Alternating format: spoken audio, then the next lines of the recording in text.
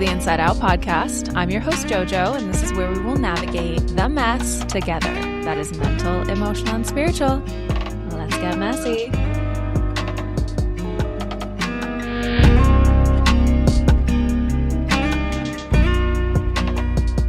Hi, everyone. Happy Wednesday. Today, I have Dina Berrin with me. She's an author, a certified life coach, and an intuitive guide. And today, you guys, we're diving into tarot. Now, before you click away, because I'm sure some of you are thinking, well, that's a little too out there, or, you've never touched a deck in your life. Just hold on, stay with me for a second, because here's why I had to have Dina on. She doesn't just treat tarot like fortune telling or a party trick. She treats it like a language and a map of the human experience, or a mirror that helps you reflect and ask the better questions that maybe you're not getting quiet enough to even ask yourself or to hear yourself. So today is going to be a grounded intro to tarot, what it actually is, and how it can be a tool for self-reflection and intuition. So Dina, thanks for joining me. Thank you so much, Jojo. It's great to be here. So can you just first and foremost tell me what tarot is? Yes. Well, at its core, tarot is a deck. Now, a traditional tarot deck has 78 cards. So I'm going to talk about it like we're talking about the traditional deck. So tarot is a deck of 78 cards that has symbolic images on the cards that help us see ourselves more clearly. And these cards reflect the human experience, the universal human experience. So they cover love and fear and uncertainty and growth and endings and beginnings and confidence and heartbreak and reinvention and intuition, all the things. And that's why people often feel emotional when they work with certain cards or when certain cards come up, because people see themselves, they recognize themselves in the imagery and the story. I always say that tarot is the storybook of our lives. And I really look at tarot as the human story map. It is like a map that we use, for the human experience. So I know a lot of people who look at tarot and be like, oh, I had a tarot reading, or like you'll see the people in Union Square or Central Park just like giving free tarot readings. And it's like almost like a predictory sort of what should I do with this? Or is this relationship going to work out? Or what business venture should I do? Or what should my career be? What's my purpose? Is tarot used like actually predictory? Like, can you see things in tarot like that? Or is it something else? The tarot can be used in many ways. It's a tool, just like our phone is a tool, and our phone has many different things that you can do with it. People are like, well, I talk on my phone. Right. That's one of the things you can do, but you can also text and you can also send email. Like there's a lot of different ways that you can use it. It's very versatile. I don't know if the phone is the exact best analogy, but I went with it because my phone is sitting right next to me on the table. But anyway, tarot is a tool that you can use in many ways. And one of the things people do use it for is prediction. And you certainly can make predictions with that. And I know people that have been very accurate in their predictions. And sometimes I use it in a predictory way as well. And I have systems for how I get the information that I do. But I also believe that it can be used to help bring subconscious thoughts, emotions, patterns, and intuition to the surface. So most people already know more than they think they do. And tarot simply gives everyone that uses the deck a symbolic language to access that information. So sometimes seeing something visually represented in a card helps people finally acknowledge what they've been feeling all along. Because I think that a lot of times we feel things, and what happens is earlier on in our lives, maybe because, it was just easier for our parents or our caregivers, whoever, just to kind of move us along. It's like if we felt like, like if your mom got you dressed in the morning and you didn't like your outfit, but you had to leave. Your mom's like, get in the car. We're going to school kind of thing. It's like, and all day you're just like, God, I hate what I'm wearing kind of thing. And now when we have that feeling, we're like, okay, this is coming off. I'm putting on something new because I don't want to walk around all day feeling uncomfortable in the clothes that I'm wearing. But what's happening is a lot of times we are very intuitive, especially when we are younger. And what happens is that the people that are around us, either they listen and they encourage that, or they brush it aside and they say, oh, that makes no sense. That's not logical. So sometimes what we do is we brush aside our feelings because we can't assign logic to it in some way. Like, I know that, growing up, we had a basement and the basement was dark, but we kept like, extra jars of tomato sauce down there. Like we kept that, that's where we had extra laundry detergent. So sometimes you needed to go downstairs and get, something from the basement, but the energy of the basement just felt very different than the energy of the rest of the house. And when it was my turn to go down there, I'm like, oh, I got to like kind of generate all my courage up so I can go downstairs and, get that jar of tomato sauce or whatever it is. And these are all feelings that we have, but we just tell ourselves, ignore it, brush it aside. It doesn't make sense. And so as we get older and our emotions get bigger and the issues that we are dealing with become more varied, we kind of default into that same action like, oh, it's just a feeling that I'm having, but logically, it doesn't make sense. So this is why it sometimes feels weird to trust a deck of cards, but what it's doing is it is giving information, but sometimes it is what I look at as the tarot is I want to have a conversation about this. Like, I want to talk about, what do you see in the cards? What colors jumped out at you? What was the first image that you saw when you looked at, the picture? Because a lot of these cards have a lot of different things going on in them. So, just to give you a very long answer, you can use it for prediction, but I feel as though there's a lot of other ways for you to get real information from your intuition in the cards. So that gives me like a kind of a two-parter question, because you're talking a lot about symbolism, and those who don't know tarot or haven't really seen a deck, I mean, there's so many different decks out there, but you're talking about the traditional deck. Can you talk about the symbolism and then also speak to how people can use it? Because if there are so many different ways, like what are some of the ways that someone can use it? And is it better to use it on your own, or is it better to go like through someone like a professional as yourself? Or like, what is this, and how do we like hold on to it and really like unpack it? So first of all, I'll address I have like a million answers to give you. So the first thing I want to address is the idea of symbolism. So each of the cards, as I mentioned, has a picture, and the deck that I use mostly when I do readings with clients is the Universal Weight deck, and the traditional deck is either the Rider Waite or the Weight or some version of the Weight deck. So my Universal Weight deck is a traditional deck, maybe with a little bit of different color. But the images are very similar. And so when I talk about symbolism, like maybe one of the cards has a tree in it. Maybe there's a bird. Maybe there is, a fountain and there's a lot of water. Maybe there are rocks in the water. Maybe somebody's wearing a blindfold. So all of these things. So for example, if you were to notice, like in one of the cards, there are rocks in the water, and water to me is emotional. And when you look at the water and you see rocks in it, like rocks to me are like, oh, those are rocks that I can see. Maybe there are rocks also in this water that I can't see. So then I begin to wonder, like, is it safe for me to swim in this water? So then what I might interpret that as meaning is that emotionally things are rocky right now.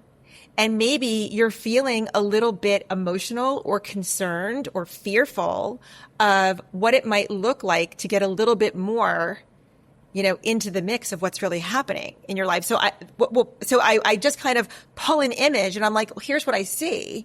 Or I see a tree. A tree is very rooted. It's grounded into the earth. So are you feeling rooted? Are you feeling strong? Did you notice the bird? The bird to me can represent freedom. It can represent seeing things from a different perspective because the bird is high and we are down here on the ground. So so when I was talking about symbolism, the first thing I would want to know is like, was there something in the picture that caught your eye first? The second thing I'd like to know is, was there a color? Because a lot of the cards have color in them, and the colors have a lot of meaning. So, for example, if someone's like, well, I just saw so much yellow. Well, yellow to me is about clarity. It's about focus. It's about intention. It's about listening. So then I might say, well, what are you focused on right now? Do you have like a clear goal or intention in mind kind of thing? So it's like I use wherever, the eyes of the reader, of the readee, I want to have a conversation. So I can tell you what I see, but I also want to know where you have been drawn so I can then address some of those issues. Or for example, did you notice the person wearing the blindfold? Okay. What don't you want to see? Where are you, I feel like that to me, like when somebody wears a blindfold, it's kind of like the ostrich that puts his head in the sand. I was like, does that metaphor, ring true for you in any way? Like and once again, it's no judgment. I'm just trying to get an idea of where you are and how this image, how this symbol is showing up for you in your life. And then we kind of, move along from there. So that is what I'm talking about with symbolism. But there's a lot of ways for you to use tarot for self-reflection as well. Okay.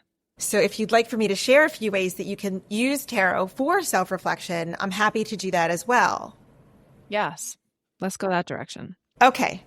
So I'll give you a few here. So the first thing that I also look at, so usually when you go for a reading, the reader will put out, 6, 8, 12 cards to start, just to kind of get a foundational idea of where you are. And the first thing that I do when I start looking at someone's cards is I start looking at patterns. I'm looking for patterns. So for example, is there a color that keeps coming up? Like I'm seeing it again. Like, is there a lot of yellow in all of the cards that are there? Or are there a bunch of number 4 cards? Or do I see a lot of nature scenes? Or like, so the first thing that I do when I put out the cards, I don't immediately start, from the jump talking. The first thing I want to do is I just want to look and see what is here. And a traditional tarot deck, as I mentioned, has 78 cards. And the cards are split into 2 types of cards. The first set, which I'll talk about, are called the minor arcana. Minor being small, arcana meaning secrets. Now, we know that in normal card decks, we have 4 suits. Usually a normal card deck has diamonds, hearts, clubs, and spades. Now, my tarot deck, in the minor arcana, I also have 4 suits, and they are constructed very similarly to a regular card deck. There's an ace through a 10, and then there's a court. My court has 4 cards. A traditional card deck has 3 in their court, but similar enough. An ace through a 10. My deck has a page, a knight, a king, and a queen. So those 4 suits. Mine are pentacles, swords, wands, and cups. And another thing that I look for is in patterns, are there a lot of one suit showing up? And if so, each of those suits has an element that it is associated with and also an energy that comes with it. In addition to those 4 suits, I have an additional 22 cards in my deck, and those are called the major arcana. So we have the minor arcana, the little secrets. We have the major arcana, the big secrets. And those 22 cards consist of all the title cards.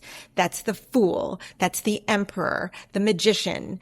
That's the dreaded Death card. The Devil is in there. All of the cards that are titles are in these 22 major arcana cards.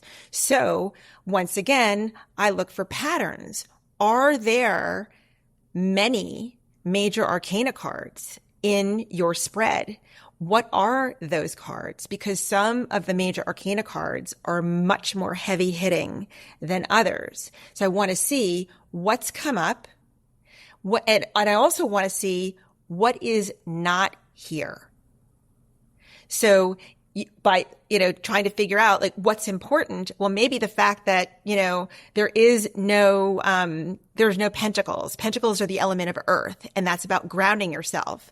So maybe you're running around with, a million ideas in your head and you're not grounded anywhere because there is no earth. Nothing is, kind of bringing you down to earth at this time. So as I mentioned, how can we use this for self-reflection? The first thing I do is noticing the patterns. What is here?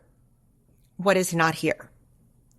And if you want, I can give you, I'll give you one more because I feel like I'm giving you a lot of information. I love it. So tarot helps you ask better questions. So I know that a lot of times, especially, I've done a lot of readings. I still do a lot of readings. And there are certain questions that are, some of our, as I would call, our greatest hits, is he going to call me back? Like, are we going to get back together again? What's going to happen? What's going to happen with my job? What's going to happen in this relationship? Should I stay? Will this work? And I feel as though, those are questions that are important. But what happens over time when you start working with the cards for self-reflection is that we go from asking questions like that to asking questions like, what am I learning here? Mm-hmm. Or what am I avoiding? As in the blindfold. What needs my attention right now? Or what truth already knows that it wants to be acknowledged? So it's funny. My original tarot teacher taught me that when people come to you for readings, they will ask you a million questions, which is true. But in truth, there is really only one question. And that one question is, am I going to be okay? Mm-hmm. Because that's all that that's why they come to you for a reading. That's why they're seeking answers from the deck, whether it be predictory or for self-reflection. That is really the most important thing. And I feel as though if you are willing to invest the time and get to know the deck, there are a lot of ways for you to get those kind of answers. Wow. Thank you for unpacking all of that. And the symbolism and the colors and the different suits and how they all work together and the major arcana and the minor arcana. That's so fascinating because I think a lot of people just look at tarot and they're like, how does anyone read this? I mean, do they just pull one card? What is a spread? How do I know what order to put them in? So when you talk about spread, what does that look like? And is it a one card situation? Or, you said it was 6 cards, but how do you read 6 cards? What is that like if someone wants to start, learning more about this? Sure. Great question. And what I love to say, when I'm teaching and when I'm talking, even with somebody in a reading, the rules are, there are no rules. So whatever you feel comfortable with is the best way for you to start. I do a lot of, events. I do a lot of big corporate parties. And what happens at these events is they want me to do short readings for a lot of people. So that means usually it's 1 card readings. And I can get a tremendous amount of information. I squeeze that orange. I wring that towel out. I make sure that I get every drop of information out of there. And also, sometimes, once again, usually if somebody were to come for a 1-hour session with me, they usually come with questions. And once again, it all boils down to that one question. Am I going to be okay? But I do want to hit on, is it work? Is it relationship? Is it family? Is it health? What is it that you want information on? But a lot of times when I do it for shorter readings and at events, there is no time for, what is your question? Or what theme would you like? Usually what I do is I shuffle the cards and then I ask the person who I'm going to be giving the reading to, tell me when to stop shuffling. And when I stop shuffling, that's the card that I pull. So like they're helping me pick the card, so to speak. But, it really depends. I would say when you are starting, fewer cards is easier because it's like if you were just learning to speak a language, is it better for you to have 10 people in the conversation and everybody firing information at you all at once?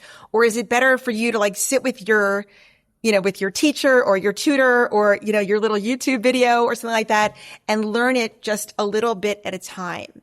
So, once again, there are some phenomenal books out there. There are amazing videos. I have a YouTube channel with all of the cards on it also. So if you want to know what I think of the cards, you can just go there. But I feel that, what you want to do is you want to be comfortable with the deck before you create a TikTok channel and start doing readings for the world. So it's really important that you form a relationship. And once again, yes, the original deck that I learned on it currently is a very traditional deck, but there are thousands of decks out there now. And it's funny, like I have a good friend of mine who's also a very experienced and seasoned reader, and her birthday happens to be October 31st. So she is a Halloween baby, and her favorite deck that she loves to read with is the Halloween Tarot. Now, the Halloween Tarot, instead of having pentacles, wands, cups, and swords, they have bats, goblins. The four suits are like, I have literally no idea what is happening in that. Like, when we sit together and she's like, let me get out my deck. And I'm like, oh girl, I cannot read that deck. I'm like, I don't know what's going on there. I will let you take over. But it's, so you need to find a deck that you're comfortable with, and you need to spend some time like really looking at the cards and getting to know them. Like, this is why what I do, I literally still do this to this day, is I pull a tarot card every morning. And what I do is I write in my journal about it. So like, what's going on with me? How does this relate to, or like what came up for me when this card came up? And then sometimes what I do is I'll take a picture of it. And then before I go to sleep at night, sometimes because I'll just like, I won't remember. I'm like, what was the card I pulled today? And then I'm like, oh, I've got a picture of it. And I'll go back and I'll look at the picture and I'll be like, oh, was there anything else that I didn't know earlier that I now am aware of? And this card kind of like helped me see it in a new way, with like a new perspective in some way. So there's a lot of different ways, and it doesn't have to just be, for prediction, as I mentioned. So I want to put you on the spot for a second. Let's Would do it. you be willing to pick a card for me, and we can talk about it, kind of give people a little bit of an idea? Sure. Okay. I certainly can. Okay. And wouldn't you know it, I just had my deck right here next to me. Okay. Like we planned it or something. Like we did we not. planned it. So, okay. So and once again, this is my, my universal weight deck. It is a 78 card deck, with the structure of which I told you. And so what I'm going to do is I'm going to add an extra little wrinkle to our reading here, as I mentioned to you. So I'm shuffling the cards, and, I didn't place anything anywhere, but I'm showing you the cards. You can see them. And the first thing I'm going to ask you to do is for you to tell me when to stop shuffling the cards. Okay. Now, what I want you to do is I want you to pick a number between 1 and 10, the first number that comes to you. 10. 10. All right. So now what I'm going to do is I'm going to count down to the 10th card. So that's the one card we're going to read, the 10th card. So 1, 2, 3, 4, 5, 6, 7, 8, 9. And this is wow. I'm nervous. Okay. Oh, look at this. Gosh. So we pulled the 10 of Cups, which is actually also a 10 card. And so first what I want to do is I want to talk to you about the number 10. because interestingly, we are currently, I hope you don't mind that I'm now going to throw in some numerology because oh my gosh, do it all. That's how my brain works. It's like numbers, cards, it all works together.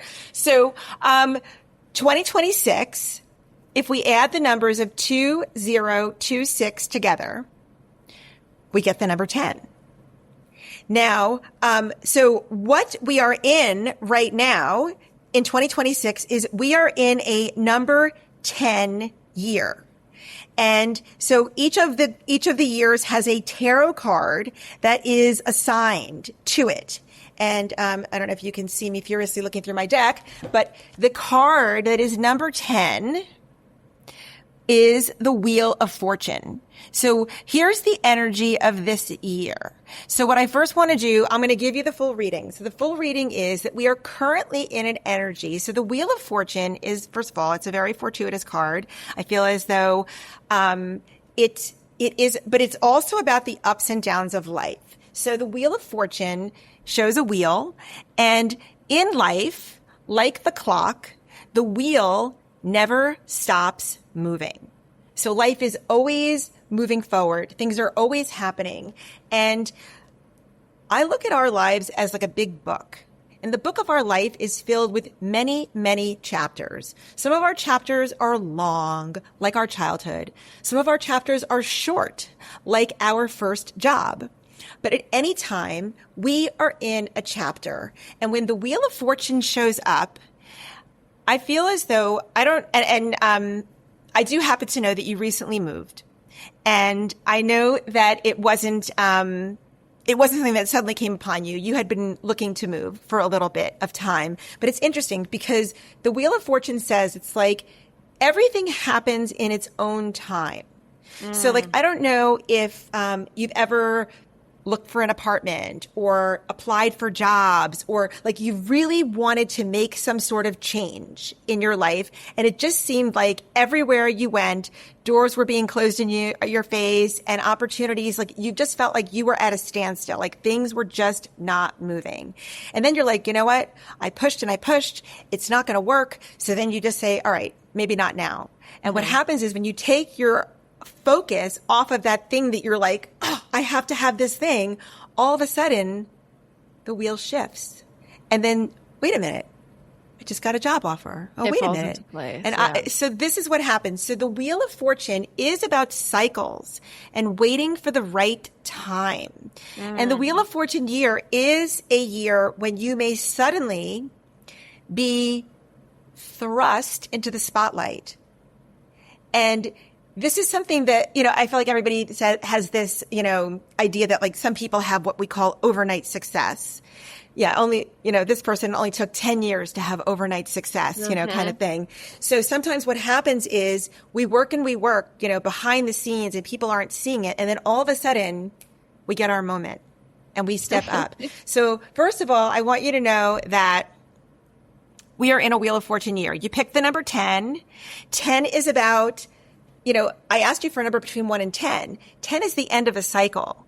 So I feel as though something has ended and something new is beginning. So ask you something really quickly, because I keep hearing we're in a 1 year. And I'm not trying to challenge you or anything, but is a 10 the same as a 1? Because of the 0 and like I'm confused by that. Right, because we're talking about tarot right now, but in numerology, there is no 10.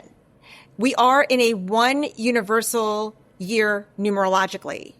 But our tarot card of the year, because, if the number, like I have 22, actually it goes up to 21, with the major arcana cards. So if whatever year we are in adds up to anything from 20, even 22 or below, I keep that number. If the number added up to like 23 or above, I would then reduce that number. So for example, so it was 23, it would become a 5 kind of thing. But because we are in 2026 and that number equals 10, the tarot card number of the year is the number 10, and it is the Wheel of Fortune.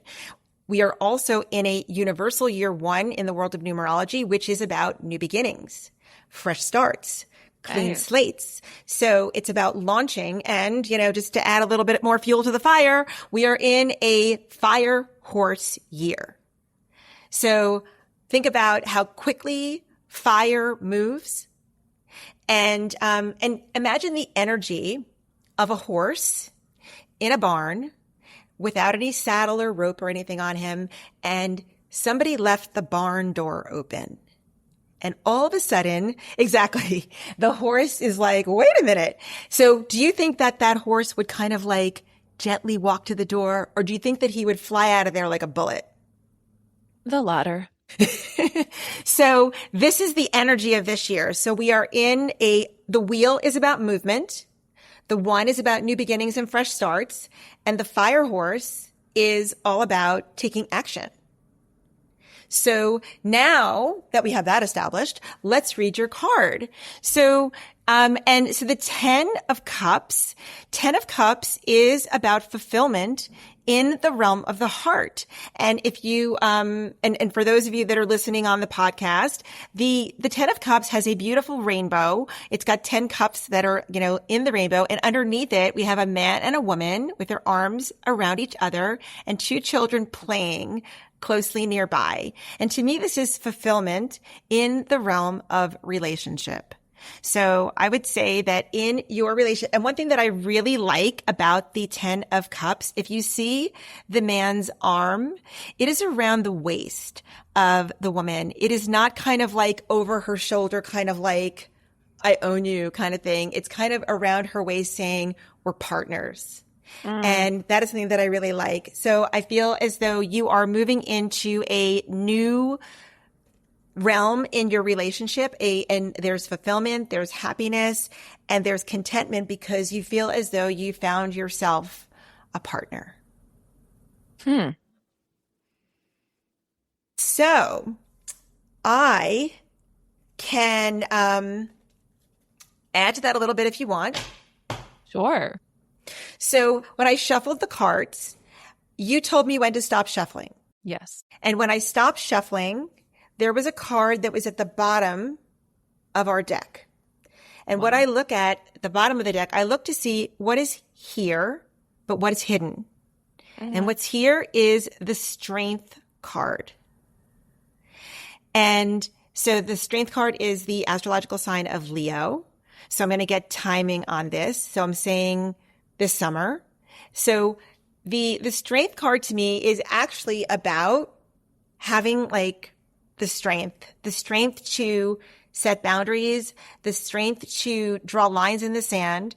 And so in this card, once again, there is an image, and the image that we see is of a lion and of a woman who looks quite angelic. She's got an infinity symbol over her head. She's dressed in white with flowers all around her. And so I'm just going to call her an angelic figure right now for our intents and purposes. But so on one end of the spectrum, we have Leo the lion. And on the other end of the spectrum, we have this wonderful, kind, gentle woman. And I feel as though, Jojo, sometimes in your life, you can be that kind, gentle, loving, generous, compassionate woman. And sometimes when you feel as though you've given and you've given and you've given, and a lot of people in your life maybe have taken, you become that lion. And that lion can roar and lash out, and he'll eat you for lunch if he's angry, kind of thing. And so I feel as though sometimes in your life, you're the angel, and sometimes you're the lion. And you go back and forth between the angel and the lion and the angel and the lion. And honestly, it can be exhausting. Can you relate? It's really interesting because you don't know much about me at all. And we haven't talked about any of this. Like, this was a very on the fly moment. So maybe some of you skeptics out there are being like, well, did they talk about this? Like, is this? No, this is all kind of wild. And I wanted to do this to show how to really dive in, because she's getting messages that are so accurate. It's kind of scary and also beautiful, because that's the point of tarot. Like, that's why we utilize this medium, and wanted to break this open for everyone that didn't know about it or that don't know about it, so that there can be just more clarity or more, again, self-reflection. Like, wow, you are so right. Like, I do go into, I mean, I call it angel devil mode, but you're right. It's more just like, like that roar, like, because I do that all the time. It's so funny. My mom is probably listening to this being like, she does, she'll growl. Like, I do it. She's like, you got to stop that. And yeah, I totally identify with overgiving and getting upset. And like, yes, I am giving, giving, giving. And then there's also the like, okay, like that. That's my roar. Yeah, and that's interesting because the message, like, so if that card were to come up, which obviously it did here, what I would say to you is that if you want to keep doing what you're doing and keep getting what you've been getting, and it's okay with you, then keep operating like this. But if you want things to change, what you're going to need to do is find a middle point in between one end of the spectrum, which is the angel, and the other end, which is the lion. You need to be the iron fist in the velvet glove. You need to find a way to be more firm and clear so you can take care of you. And that is what strength is. It's having the strength to speak up and say the things that you need in order to serve you. So you were saying because the strength card in this was at the bottom of the deck, this is what's hidden. It's here in the reading, but it's just hidden. So I think that you have things are going well for you. And the thing is that at the same time, both things can be true. Like you can have a happy relationship situation, but there can be other areas of your life or even in this relationship where you feel as though you are doing a lot of the flexibility and the running. And if you want to move to a place where there's more balance and you feel as though you are standing on a stronger foundation, one that you can build your business and, you know, what's next for you, you will need to become what the strength card is saying. I love that. Amazing. Thank you for doing that. That's No, wow. my pleasure. My pleasure. That's really great. So you talked about the year card. Mm-hmm. Do we each individually have a card? We do. Oh, we do. Tell me more. Okay. So, and once again, this is where we do a little bit of numerology. So, for example, as I mentioned, I have 22 major arcana cards. So the personal year card is always based on a number between 0 and 22. So what I'm looking for is, so I happen to know your birth date. You shared that with me. And so what I did is I added the digits of your birth date. So for example, if we were talking about January 1st, so if somebody's birthday, it doesn't matter what year, because we're going to still do it for 2026. So what I'm looking to do is get your energy of this year. So I'm just going to do this for the number 1, January 1st, just to make it easy for everybody. So we're going to add 1 plus 1 plus 2 plus 0 plus 2 plus 6. And interestingly, that all those numbers together equal the number 12. And actually, Jojo, your numbers together add up to the number 12 as well. So that was actually completely random and unexpected. But anyway, so your personal year card. So the number 12 card in the tarot deck's major arcana is called the Hanged Man.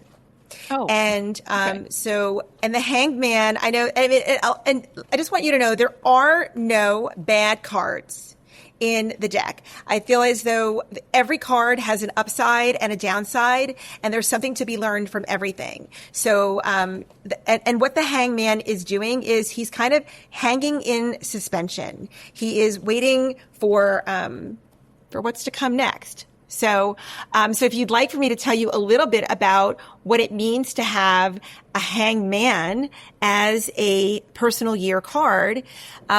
So the hangman, and Jojo, this is the energy that you're working with this year. This is in addition to, just the reading that I did for you. Yeah, so wow. a hangman I realized here. it was going to be this deep. We're going deep here. This is what I see. That's what we do. I'm not doing anything predictive. I'm just using the cards to play with and get, just to do a little digging around and feeling. And you let me know if you're feeling this. So this year is a year of pause. It is not a full steam ahead year. It's a year of perspective shifts. It's a year of surrender. And it's a year of big internal change, whether you planned for it or not. So most people don't always enter this year super excited about it because the hangman is not super fast energy. It's not about pushing harder and reinvent your whole life by next week kind of thing. It's more about like sit down for a second and something important is trying to show itself to you. Interesting. Can you just sit down for a second so it can be seen? Wow. So this is a year where people are often slowed down in ways that they did not expect.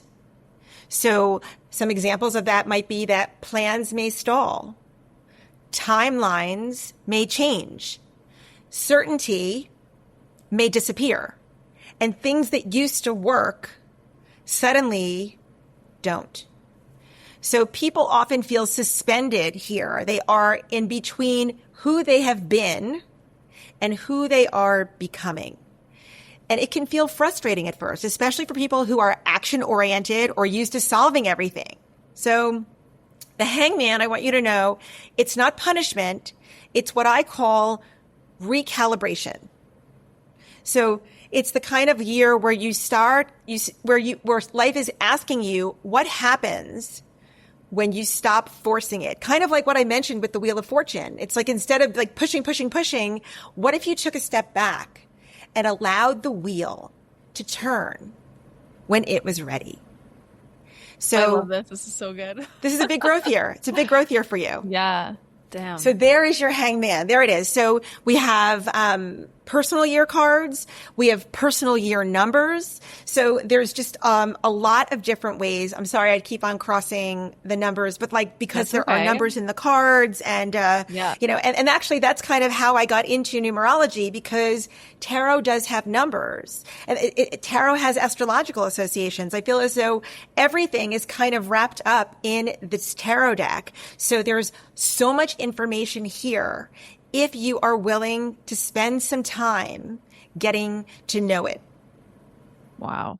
So just to clarify, there's not like a personal birth card. It's a personal birth card for the year that you're in. No. A birth card. Okay, this is a completely different thing. Oh. So what I just told you is a personal year card. Got you. But there's a birth card? Are a whole other thing, and birth cards are also connected to your birth date. It's definitely also using math.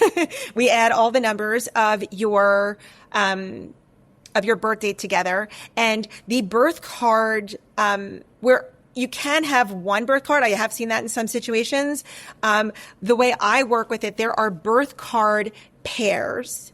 And in one case, there are 3 cards within that. But the reason why there are 2 is because there is kind of like, kind of like how, like, when you work, like if you were to work out, like you don't just work out your bicep, you work out your tricep because there's a front of your arm and there's also a back of your arm. So I feel as though like this birth card pair kind of gives you the upside and the downside. And it's showing you a full comprehensive, exactly. There's just, and the cards themselves had duality in it, but these cards come paired together and they have lessons and they have, the cards are very deep and very, that's a whole other, ball of wax within itself. I mean, if I started this now, I think we'd be on the call for another half an hour having me explain it to you. But I'm very happy to to explain it to you at another time if you want. It's a lot. Well, I also think, wow, there's so much that you and I could uncover and do. We could do like a 3-part series going into all the different modalities and like open people's eyes to different ways. I also want to point people in your direction to book a session with you and like figure this out with you personally, because we could talk, like you said, for another like 30 minutes, 40 minutes, but there's so much specificity and personal. Oh my God, can I speak? Like it's personal. It's personal to you. So whatever your journey is, whatever that reflection that you want to do for yourself is, I do encourage you to go find Dina's work and to get deeper. But before I let her go, I want to get messy. Yes. Mentally, emotionally, and spiritually. So mentally, you did kind of touch on this, but what is actually happening when someone pulls a card, and how would you explain tarot to someone who's more of a skeptic or an overthinker or a person who just needs to make kind of logical sense of it before they can let it in? Well, first of all, I'm not here to convince you of anything. I want you to know that this is a tool that's available to you, and the tarot is to me, as I mentioned, it's like the storybook of our life. There is every single story, every single situation that you can imagine in your life is in this deck, and it gives you insights and information, and it pulls up your old stories, and it allows you to possibly even find new scripts for the old stories.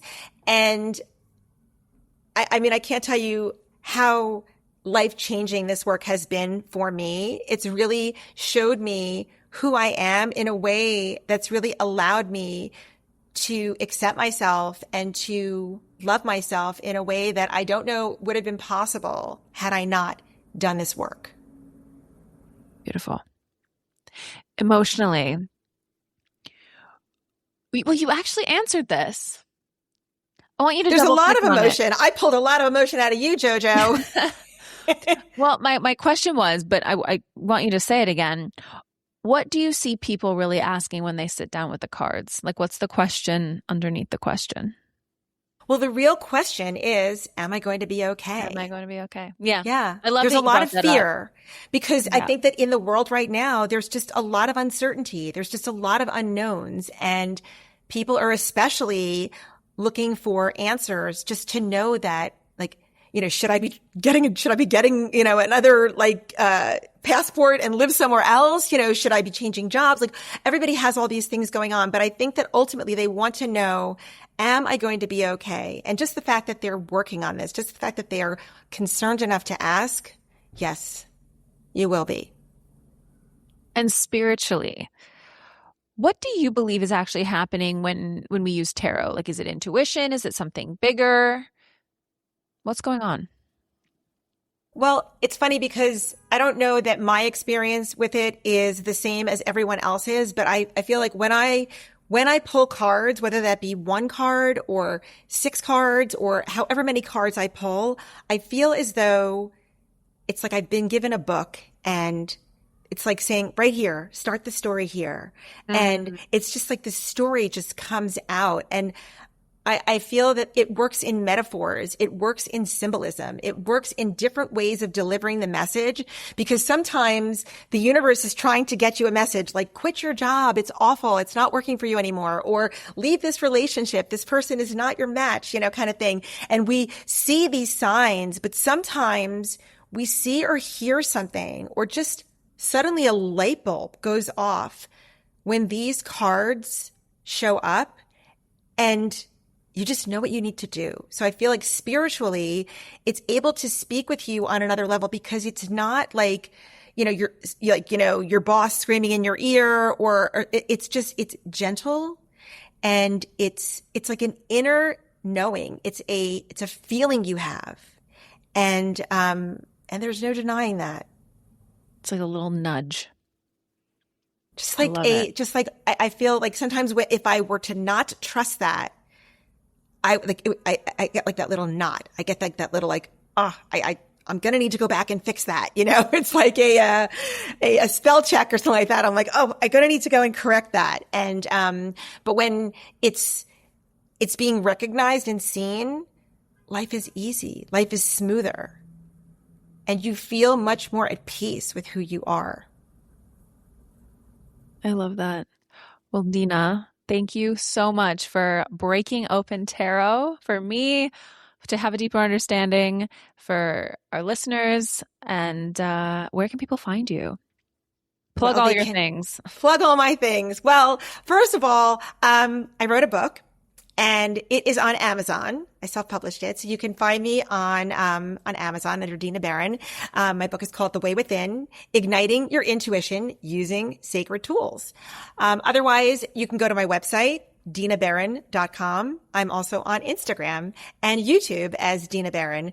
And you can certainly you can watch my videos about all of the cards. And if you'd be interested in working with me, there's a section called Work With Me, and you can look there. And I do like one-on-ones. I do coaching packages, and I have little classes and a whole bunch of different stuff. So, and I'm always happy to hear from people. So if you just want to, just send me a DM or reach out, I'm always happy to hear that people are on this journey. I'm cheering you on. Thank you so much. And you guys, that'll all be linked down in the show notes. And you know where to find me at _insideout.podcast. Make sure you share this episode with a friend. Send Dina to everyone you know. Get your birth cards done, your year card, everything. Just dive in, guys, head first. And with that, I'll see you all next week. Have a beautiful week. Bye.